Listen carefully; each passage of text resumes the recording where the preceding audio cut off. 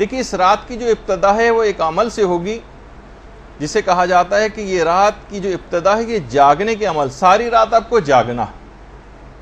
اس کی حکمت کیا ہے؟ کیوں جاگیں؟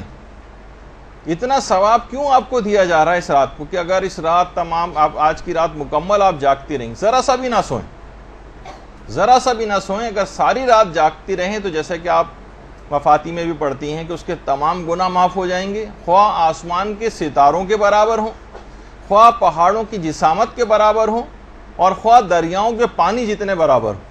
آج کی رات فقط جاگنے سے معاف ہو جاتی ہیں۔ ذرا زیادہ ثواب محسوس نہیں ہو رہا؟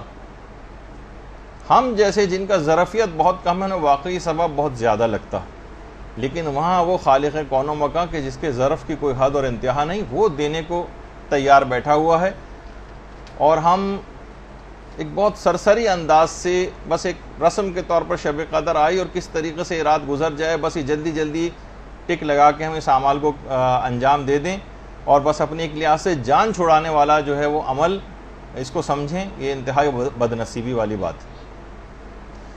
اچھا، جاگنا کس انداز سے اسلام تقاضا کرتا ہے راتوں میں جاگنے کو؟ دیکھیے، یا تو علم کے لیے اور عبادت کے لیے راتوں کو جاگیے، علم اور عبادت کے لیے۔ سونا جو ہے وہ دیکھیے قبر کے لیے اٹھا رکھی، نیند کو اپنی تھوڑی سی ضرور کم کرنا چاہیے، یہ بھی شب قدر کا ایک پیغام ہے۔ ایک پیغام اس سے سیکھنا ہے کہ سال کی کچھ راتوں کو آپ کو مخصوص کرنا چاہیے، یا رات کے ایک پورشن کو روزانہ مخصوص کرنا چاہیے۔ رات کا ایک پورشن کتنا بڑا، یعنی مغرب سے لے کر اور رات کے 2-2 3-3 بجے تک جو لوگ سوتے ہیں اور لغویات کے اندر اس کو بسر کرتے ہیں، مخصوص تو کر رکھا ہے لغویات کے لیے، ڈراموں کے لیے، فلموں کے لیے، آؤٹنگز کے لیے، لاہو و لعب کے لیے، مختلف چیزوں کے لیے۔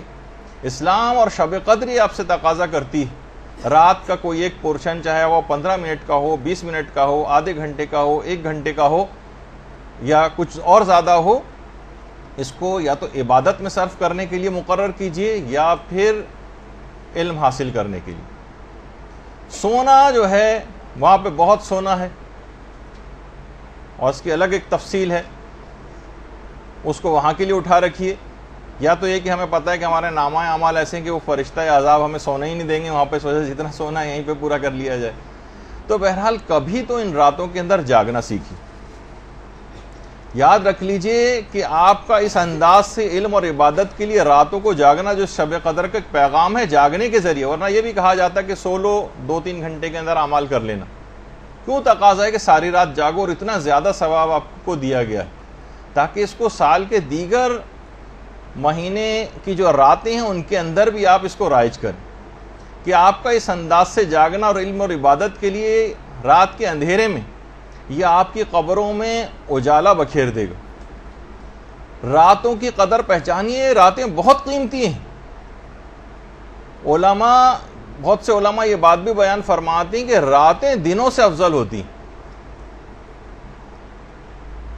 قرآن کا لوح محفوظ سے زمین پر نازل ہونا یہ رات کے وقت ہوا، انا انزلناہ فی لیلۃ القدر، یہ شب میں ہوا ہے، دن میں نہیں ہوا۔ اور علماء یہ بھی فرماتے ہیں کہ راتوں میں سے جو ایک رات ہے اس کے متعلق یہ بات کہی گئی ہے کہ یہ 1000 مہینوں سے افضل ہے۔ کسی دن کے متعلق یہ بات نہیں کہی گئی کہ فلاں دن جو ہے 1000 مہینوں سے افضل۔ شب جمعہ یہ بھی رات ہے، شب قدر یہ بھی راتیں ہیں، شب نیمہ شعبان اس کی کتنی فضیلت ہے، اور شب معراج اور شب برات وغیرہ، اسی طریقے سے شب عاشور، یہ ساری راتیں انتہا سے زیادہ عظیم راتیں۔ اور یہ بات بھی یاد رکھ لیجئے کہ تقدیریں جو آپ کی لکھی جاتی ہیں شب میں لکھی جاتی ہیں، دن میں نہیں لکھی جاتی۔ شب قدر میں آپ کی تقدیر لکھی جاتی ہے۔ رات کو بہرحال یہ کہ سکون اور اطمینان ہوتا ہے، دن پروردگار نے مشقت کے لیے بنایا۔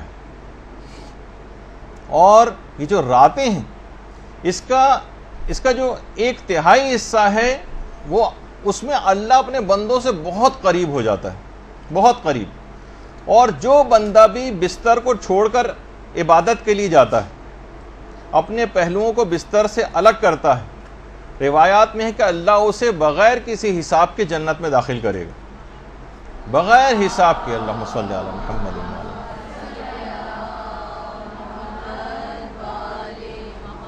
علامہ میر حامد حسین لکھنوی فرماتے تھے کہ شیخ مفید جو تھے یہ رات میں بے انتہا کم سویا کرتے تھے, بہت کم سوتے تھے, اور سوائے 3 کاموں کے رات کو کسی اور طریقے سے نہیں گزارتے تھے.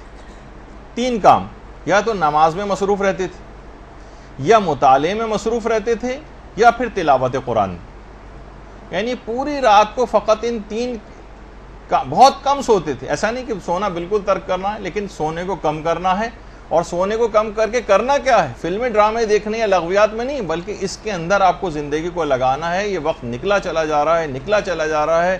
فرشتہ اجل جو ہے اس کی آواز پہ لبیک کہنا ہے, وہ وقت کم سے کم تر ہوتا چلا جا رہا ہے, اور ہم خواب خرگوش کے مزے لیتے رہیں. تو شیخ مفید کا طریقہ کار یہ تھا. شب قدر کا دیکھیے پیغام رات کو جاگنے کا. اور اسی طریقے سے علامہ محمد حسین طباطبائی کے متعلق بھی ملتا ہے کہ رمضان کی تو تمام شبوں کو ابتدائے شب سے لے کر اور سحر تک مکمل تمام راتیں جاگ کر گزارتے تھے. رمضان کی تو تمام راتیں مکمل جاگ کر, اور اس میں بھی دعا, قرآن, نماز, تلاوت قرآن اور مختلف اذکار میں جو ہے مشغول رہتے تھے.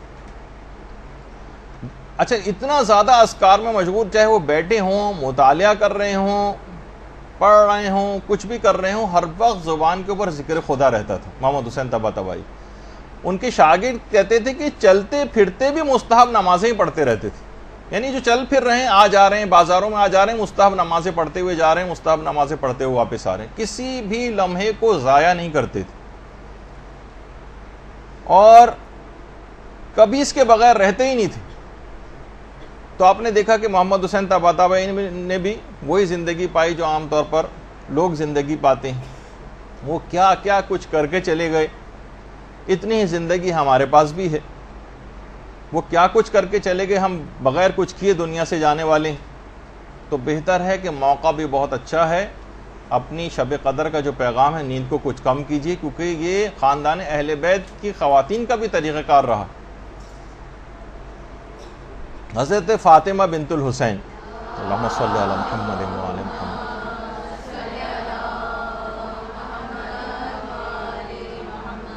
جو امام حسن کی بہو تھی, حسن مثنیٰ سے جن کی شادی ہوئی تھی, پوری رات عبادت میں قیام میں بسر کرتی تھیں اور پورے دن روزہ رکھتی تھیں. کیونکہ وہ سورج اتنے بڑے بڑے ائمہ کی صورت میں موجود ہیں کہ بہت سے جو ان سے غیر معصوم خاندان اہل بیت کے, کہ ان کی شخصیت ذرا ان کا اتنا تذکرہ نہیں ہو پاتا. اور تو یہ بہت, کیونکہ وہ راتوں کی اہمیت سے واقف تھے. اور یہی وجہ ہے کہ بحر الانوار کی جو 87 جلد ہے, اس میں کسی نے ہمارے چھٹے امام جعفر صادق علیہ السلام سے پوچھا,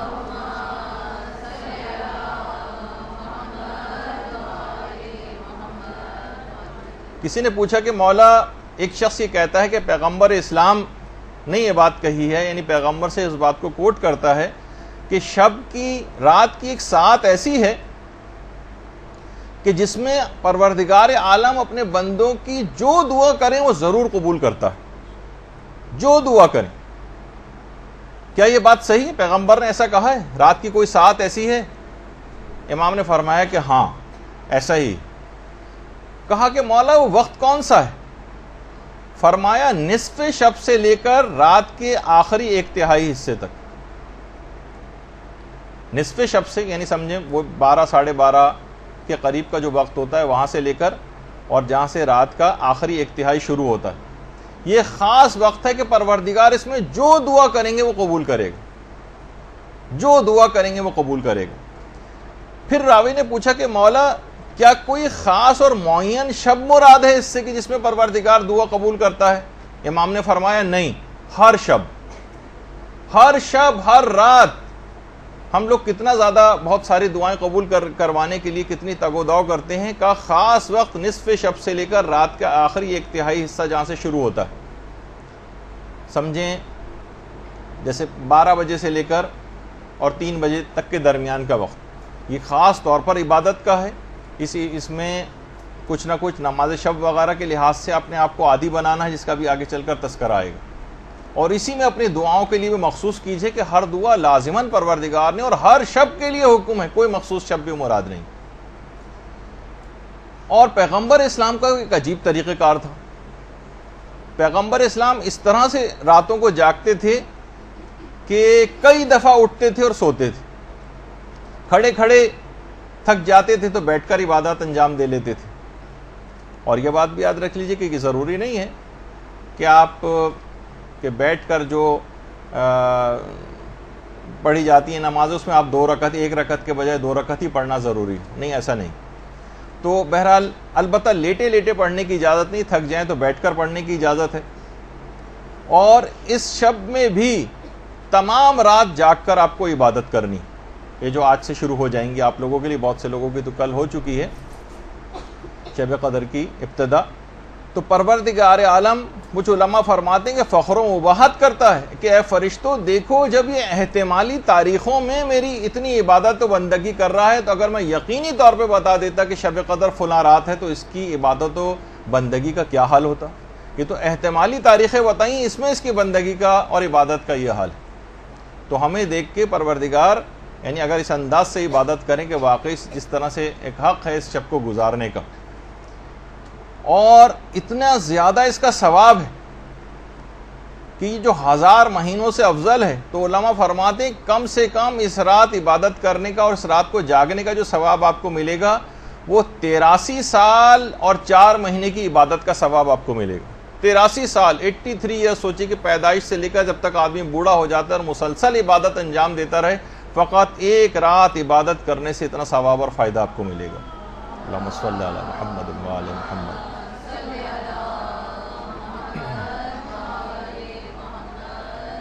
اب یہ جو اس شب داری کا جو ابتدا ہوئی ہے، یعنی رات میں کسی حد تک جاگنا، یہ آپ کو شب قدر کے اس سے پیغام لینا ہے کہ اب سال کی دیگر راتوں میں میں اپنی راتوں میں کوئی ایک وقت عبادت خدا کے لیے، چاہے وہ ویکینڈ ہو، چاہے وہ عام راتیں ہوں، علم حاصل کرنے کے حوالے سے، تلاوت قرآن کرنے کے حوالے سے، نمازیں اپنی قضا واجبات ادا کرنے کے حوالے سے کوئی ایک وقت ضرور مقرر کر لیں، ورنہ یہ وقت گزر جائے گا اور یہاں تک کہ ہمیں لوگوں کے کندھوں پر سوار ہو کے اپنی فائنل ڈیسٹینیشن تک پہنچ جانا ہو۔ اس سے پہلے کا وقت ہے، اس پہ آپ اپنی زندگیوں کو بدلنے کی کوشش کر لیں، اور شب قدر سے بہترین اس ابتدا کی کوئی رات ہو نہیں سکتی۔ تو ایک تو پیغام یہ ہو گیا کہ جو جاگنے کا جو حکم ہے یہ اس وجہ سے ہے تاکہ اس سے کچھ سبق آپ حاصل کریں، اور اپنی عام سال کی راتوں میں بھی اسی انداز سے ایک پورشن ضرور، کم سے کم اگر پوری رات نہ جاگ سکیں تو اتنا سبق ضرور حاصل کر لیں کہ ایک پورشن ضرور مخصوص کر لیں کہ اتنا مجھے ضرور عبادت کرنی ہے۔ برحمتک یا ارحم الراحمین، وصلی اللہ علی محمد و